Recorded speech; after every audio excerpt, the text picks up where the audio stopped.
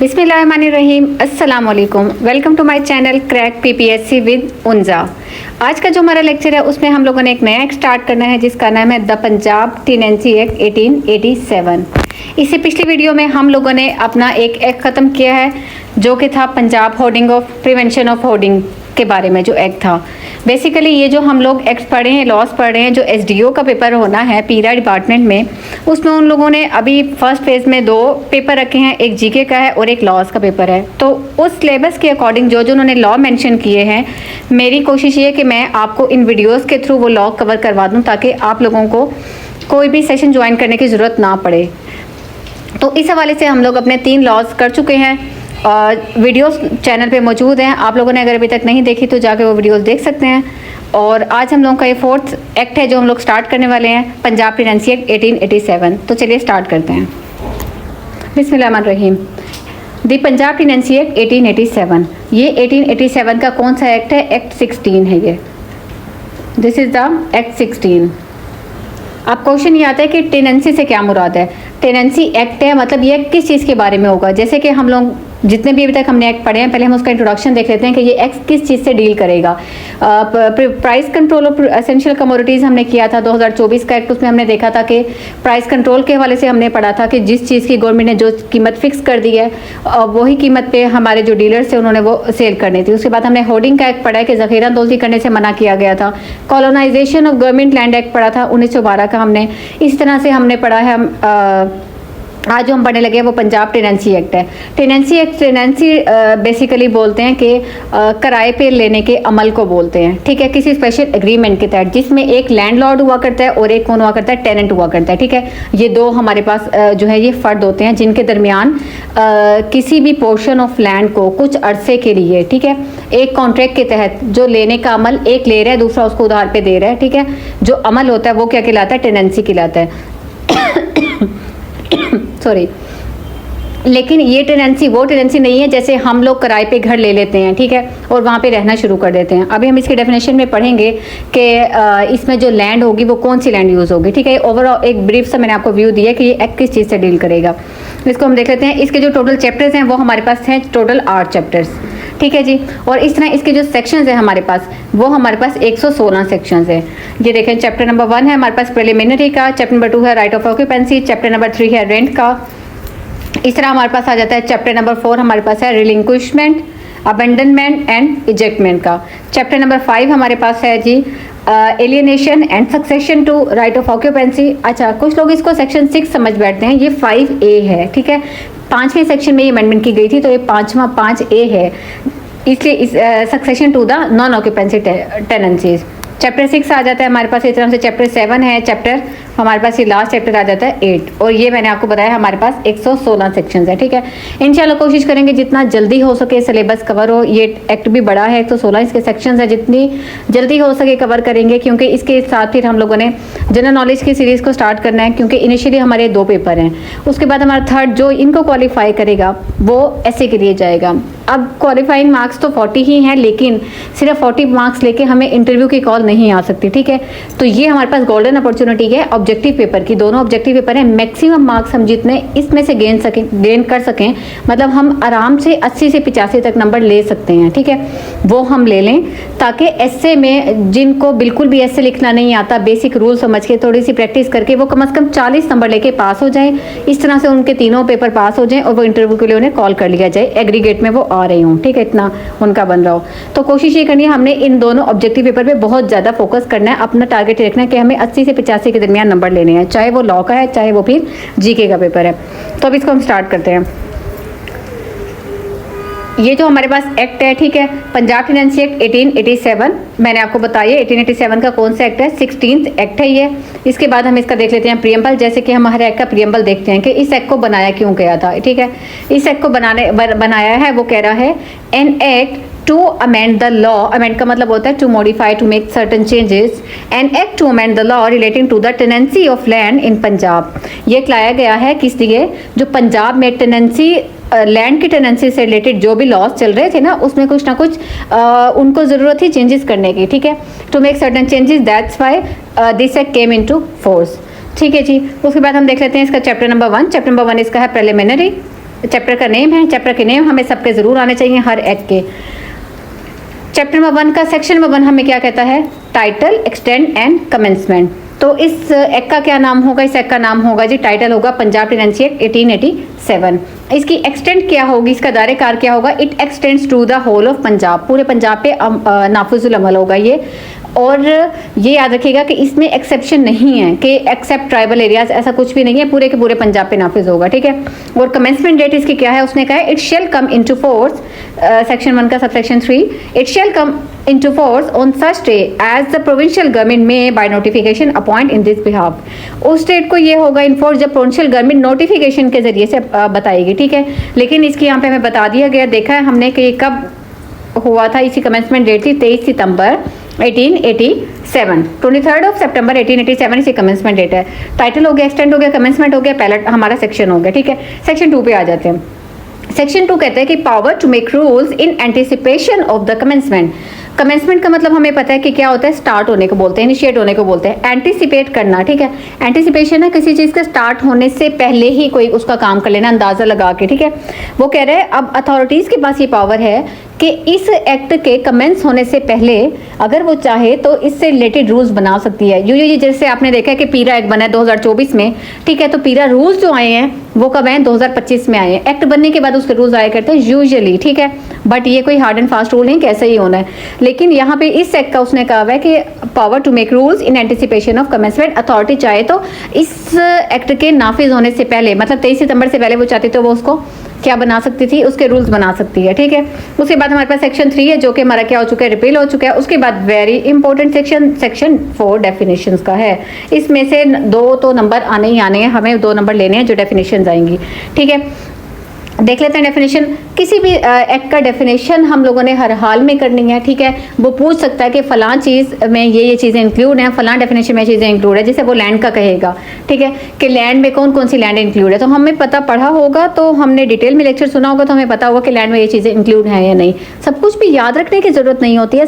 Sometime ऐसे होता है जो एक चीज़ सुनी हुई होती है ना, वो माइंड में कहीं ना कहीं सबकॉन्शियस में रिटेन कर जाती है, ठीक है। फिर क्योंकि हमारा ऑब्जेक्टिव पेपर है, अच्छी बात है कि हमें तो MCQs गिवन होंगे, ठीक है। तो उन ऑप्शंस को देख के भी बंदा ना थोड़ा सा जहन पे जोर डाले तो आ जाता है कि हाँ ये कहीं सुनी हुई बात लग रही है, इस तरह का कुछ। तो जब हम फिर इससे मुराद है कि हम कहीं गैस भी लगाएं तो फिर वो एक अंधाधुंध गैस नहीं होता हमारा। खैर, पहली डेफिनेशन हमारी किसकी है जी? लैंड की है। लैंड से क्या मुराद है? Land means land which is not occupied as a site of any building in a town और विलेज। नॉट ऑक्युपाइड, जो ऑक्युपाइड नहीं की गई हो, ना की गई हो किसी भी टाउन या विलेज में, कैसे? As a site of building, उसको एज अ बिल्डिंग ना आपने लिया हो, मतलब अब उसमें रिहाइश इख्तियार की हुई है, फर्ज करें फैक्ट्री बनाई हुई है, कुछ भी ऐसा, as a site of building अगर वो यूज़ नहीं हो रही, ठीक है, वो नहीं होनी चाहिए यूज़। अगर वो यूज़ हो रही है तो वो लैंड की कैटेगरी में नहीं आएगी। ये मैंने भी आपको ऊपर बताया था। अब टेनेंसी में तो किराए का अगर हम अमल देखें आम लैंग्वेज में, तो मैं तो किराए का घर लूँगी, उसमें रहूँगी, ठीक है, या किसी और को किराए पे दूंगी, वो तो बिल्डिंग आ जाएगी ना। तो बिल्डिंग लैंड की डेफिनेशन में इंक्लूड नहीं है, सिर्फ इस एक्ट के अकॉर्डिंग। तो क्या इंक्लूड है इसमें फिर? एंड इज ऑक्यूपाइड, बल्कि उस लैंड को ऑक्यूपाई होना चाहिए। And has been let for, या उसको दिया गया हो फॉर एग्रीकल्चर पर्पसेस के लिए। उस लैंड को या तो आपने खुद ऑक्यूपाई किया हो, ठीक है, या किसी को आपने दिया हो। लेट का मतलब देना, किस मकसद के लिए आपने दिया? एग्रीकल्चर पर्पस के लिए, या फिर for the purpose is subservient to the agriculture, ठीक है, और फॉर पास्चर, एग्रीकल्चर पर्पस के लिए, या जैसे कि हम ये हमारे होते हैं ना चरागाह, चरवाहे होते हैं, इस मकसद के लिए, चरागाह के लिए अगर आप वो ज़मीन यूज़ हो रही है, खेती बाड़ी के लिए यूज़ हो रही है, तो वो लैंड हमारी क्या कहलाएगी? कि वो लैंड है। उसके अलावा कोई भी लैंड हमारी लैंड नहीं कहलाएगी। हाँ, उसके अलावा माँ सिवाय जो हमारी गवर्नमेंट है, जिसमें हमने बात की गवर्नमेंट, प्रोविंशियल गवर्नमेंट होती है, ठीक है, जब तक वो लैंड की डेफिनेशन को चेंज ना कर दे तब तक ये जो लिखी हुई डेफिनेशन है यही नाफिजुल अमल रहेगी, ठीक है। लैंड के बाद सेकंड हमारे पास आ जाता है डेफिनेशन पे की। अब पे भी बड़ी इंपॉर्टेंट है। यूजुअली पे का मतलब हम यहाँ पे लेते हैं सैलरी के। यार अभी तक मेरी इस मंथ की सैलरी नहीं आई, ठीक है। इस एक्ट के तहत पे का मतलब होता है रेंट, मतलब अदायगी करना, अदा करना, ठीक है। कि जैसे कि मैं कहती हूँ कि एक टेनेंट है, अभी हम आगे टेनेंट की भी डेफिनेशन पढ़ेंगे। टेनेंट ने लैंडलॉर्ड से एक ज़मीन ली है तो उसने उसको पे करना है, ठीक है, उस ज़मीन का रेंट उसने क्या करना है? पे करना है, अदायगी करनी है उस रेंट की, डिलीवर करना है। ये देखें, रेफरेंस टू रेंट, रेंट के हवाले से डिलीवर करने को या रेंडर करने को हम क्या कहते हैं? पे कहते हैं। अदायगी करनी है इसने, ठीक है। उसके बाद नेक्स्ट डेफिनेशन आ जाती है रेंट की। रेंट से क्या मुराद है? रेंट की भी यहाँ डेफिनेशन चेंज है। आम जबान में तो हम रेंट कहते हैं किराए को सिर्फ। यहाँ अब जब किराए की बात आती है तो हमें पता होता है कि हमने इस बंदे को पैसे देने हैं, ठीक है, मनी। लेकिन वो कह रहे हैं यहाँ पे रेंट से क्या मुराद है? Whatever is payable to a landlord, जो भी लैंडलॉर्ड को पे किया जा रहा है, किस शक्ल में? In money, kind or the service by a tenant. इन तीनों में से किसी भी शक्ल में कोई टेनेंट जो है वो लैंडलॉर्ड को पे कर रहा है, ठीक है। क्यों पे कर रहा है वो? On the account of the use or the occupation of land held by him, क्योंकि उसने उस लैंडलॉर्ड से जमीन जो है वो उसकी ऑक्यूपाई की हुई है, वो यूज कर रहा है उसकी जमीन को, ठीक है। तो वो क्या कहलाएगा? वो रेंट कहलाएगा, जो भी टेनेंट अपने लैंडलॉर्ड को दे रहा है, क्योंकि वो उस लैंडलॉर्ड की जमीन को यूज कर रहा है। अच्छा, यहाँ मनी के अलावा अदर काइंड क्यों कहा गया है? समटाइम ऐसे भी होता है, अभी हम अगले ही सेक्शंस में कुछ में पढ़ेंगे कि ना टेनेंट और लैंडलॉर्ड के दरमियान आपस में एक एग्रीमेंट हो जाता है कि क्या एग्रीमेंट होता है कि आप मुझे मनी ना देना, पैसे ना देना, इसका जो आपने किराया देना उसमें उसके बदले आप मुझे क्या करना, जो आप क्रॉप्स की प्रोडक्शन कर रहे हो ना, मुझे क्रॉप्स का कुछ हिस्सा दे देना। वो आपस में बैठ के वो लोग डिसाइड कर लेते हैं कितने % देना है, ठीक है। तो वो भी रेंट की ही कैटेगरी में आएगा। उसके बाद हमारे पास आ जाती है next definition arrear of rent की। एरियर ऑफ रेंट का एरियर हम बोलते हैं बकाया जात को, रेंट के बकाया जात यानी कि जब एक स्पेसिफिक डेट पर आप पर ड्यू हो गया था कि आपने इस हद तक, इस डेट तक बिल पे करना है, रेंट पे करना है, जैसे बिजली का बिल पे करते हैं, इस डेट को ड्यू डेट है पे करना है, उस डेट तक अगर आपने नहीं पे किया उस रेंट को, तो वो रेंट बाद में आपका रेंट नहीं कहलाएगा, वो कहलाएगा एरियर ऑफ रेंट, ठीक है। It means rent which remains unpaid, जो आपने पे नहीं किया था, कब? आफ्टर द डेट, उस डेट के बाद on which it becomes payable, जब लास्ट डेडलाइन थी तब उसने आपने उसको पे नहीं किया। उसके बाद हमारे पास नेक्स्ट डेफिनेशन आती है टेनेंट की। टेनेंट कौन होता है? ऐसा पर्सन हु होल्ड्स लैंड, जिसने जमीन को होल्ड किया हुआ है, किससे?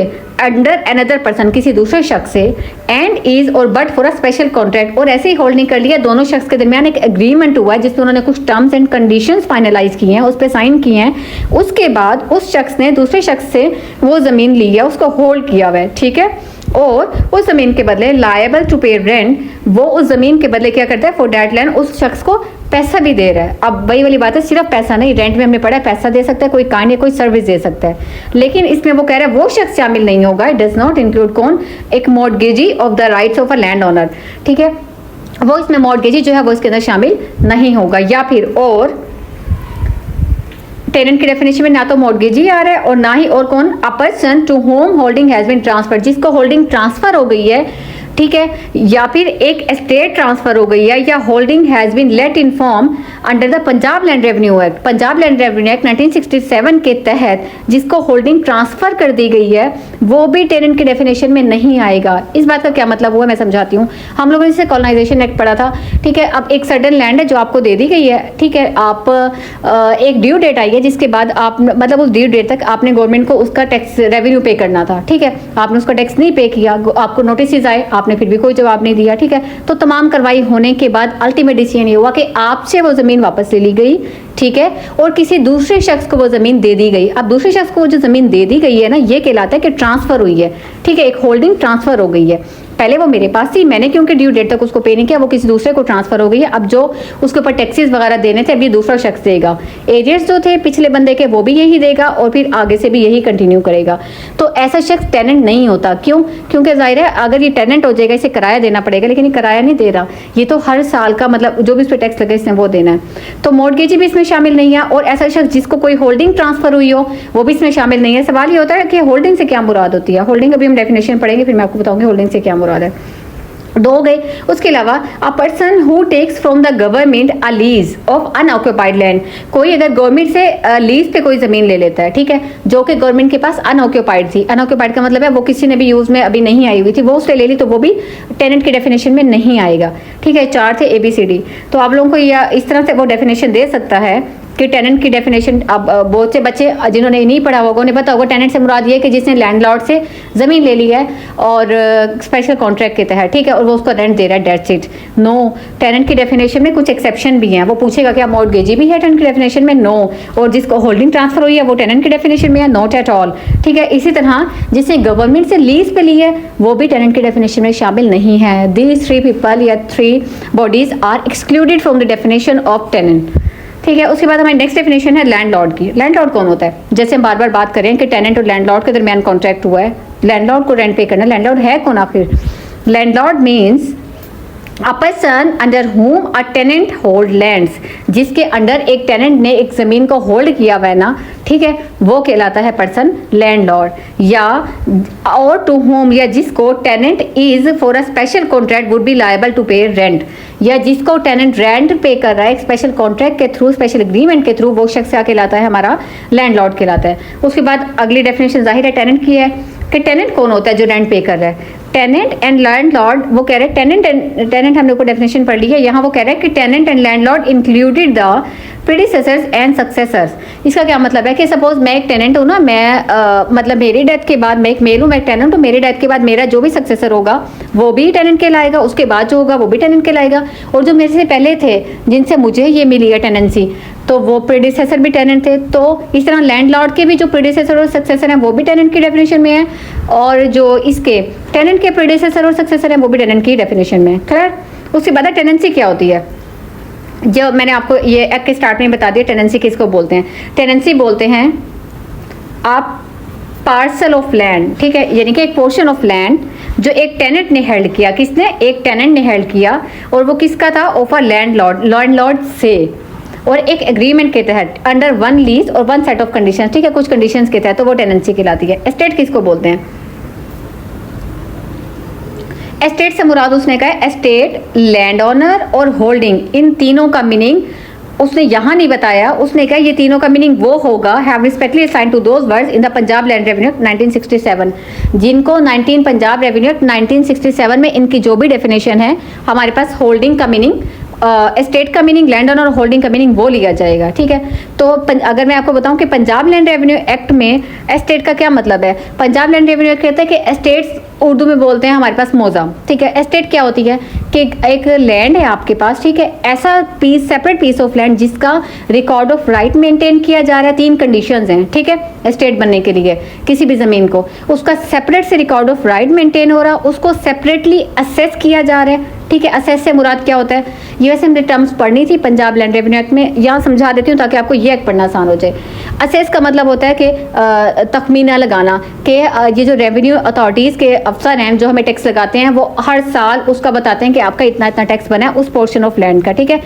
तो 2 हो गए कि ये एस्टेट में सबसे पहले उसका सेपरेट रिकॉर्ड ऑफ राइट होगा, सेकेंडली उसका क्या होगा, सेपरेटली उसको असेस किया गया होगा, और थर्डली इसके अलावा वो कह रहा है गवर्नमेंट जो इसको भी चाहे, जिस भी ज़मीन को, लैंड को कहना चाहे कि ये एस्टेट है, वो नोटिफिकेशन के थ्रू उसको एस्टेट डिक्लेयर कर सकती है, ठीक है।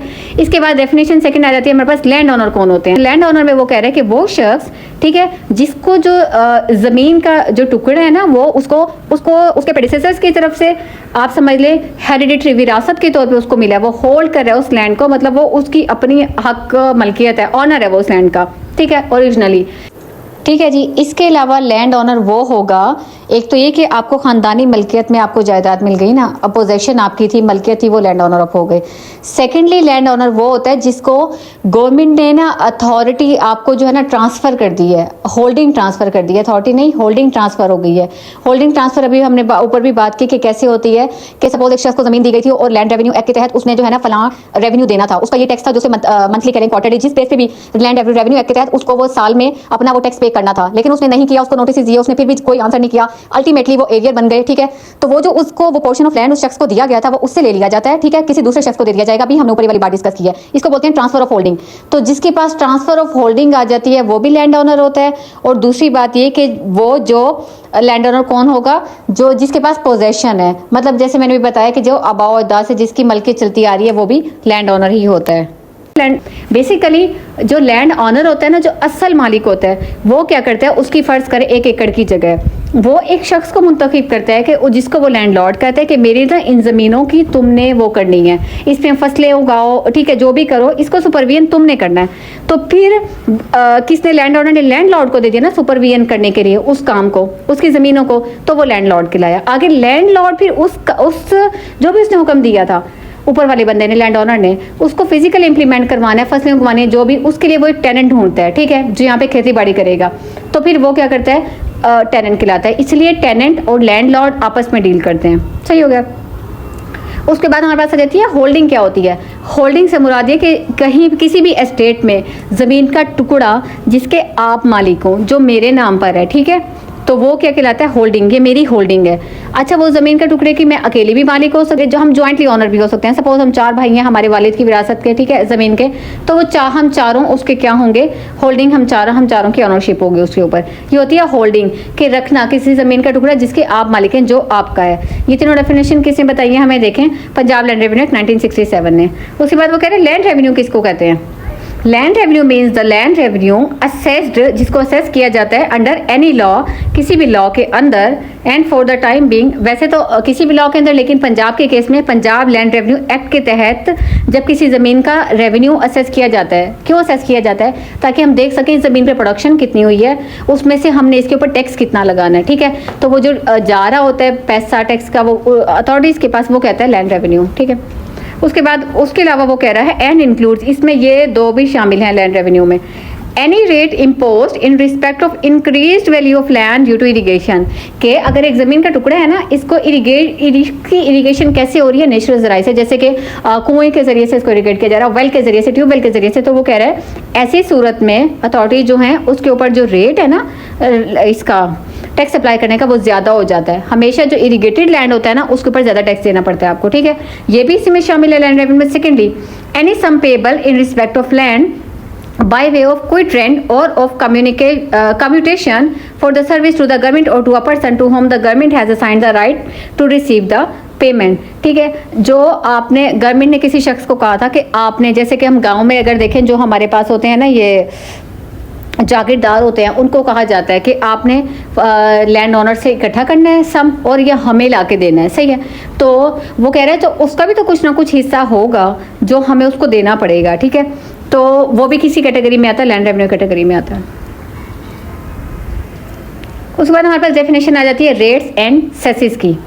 इसका मतलब वो कह रहा है rates and cess which are primarily payable by the land owners. Rate and cess, पहले तो आपको ये क्लियर हो जाए कि ये कौन पे करता है, हमेशा लैंड ओनर, जमीन का असली मालिक पे कर रहा होता है, ठीक है। और पेबल बाय एंड इंक्लूड्स, इसमें क्या क्या शामिल है, the local rate if any payable under the Punjab local government ordinance 2001, any annual rate chargeable on the owners of land under section 59 of canal and drainage act 1873। In 2 act के तहत, ठीक है, वो बता रहे हैं कि अगर तो पंजाब लोकल गवर्नमेंट ऑर्डिनेंस के तहत जो लोकल रेट फिक्स है, जो लैंड ओनर ने देना ही देना है, उस एक्ट में बताया गया वो ये देगा, वो भी किस में शामिल होगा, रेट एंड सेसेस में। उसके अलावा कनाल एंड ड्रेनेज एक्ट 1873 के 59 सेक्शन के हिसाब से जो लैंड ओनर से एनुअली देना होता है अपना रेट, एक टैक्स देना होता है, समझ लें, ठीक है, वो भी किसी कैटेगरी में आता है, रेट एंड सेस की। उसके अलावा द विलेज ऑफिसर्स का जो सेस होता है, विलेज ऑफिसर्स का जो सेस है, वो भी किसको देना पड़ता है, लैंड ओनर को ही देना पड़ता है, ठीक है। उसके अलावा the sums payable on account of village expense, village expense के अकाउंट पे भी, जो विलेज एक्सपेंसेस के लिए भी जो भी खर्चे हैं गाँव वालों के लिए, ठीक है, वो भी सम किसको पे करना पड़ता है, लैंड ओनर को पे करना पड़ता है। ये 4 हैं जो रेट एंड सेसेस में इंक्लूड है। उसके बाद नेक्स्ट डेफिनेशन हमारे पास आती है, जो भी हमने बात की, विलेज का जो सेस है, अभी हमने पढ़ा ना यहाँ पे कि जो विलेज का सेस है वो भी किसको देना है, लैंड ओनर ने देना है। तो विलेज सेस होता क्या है जो लैंड ओनर देना, पढ़ लेते हैं इसको। वो कह रहा है village cess means any cess, कोई भी सेस, सेस बेसिकली एक किस्म का टैक्स होता है, ठीक है, कंट्रीब्यूशन या फिर ड्यू, कोई वाजबात, which is customarily leviable from the land owners and non land owners alike.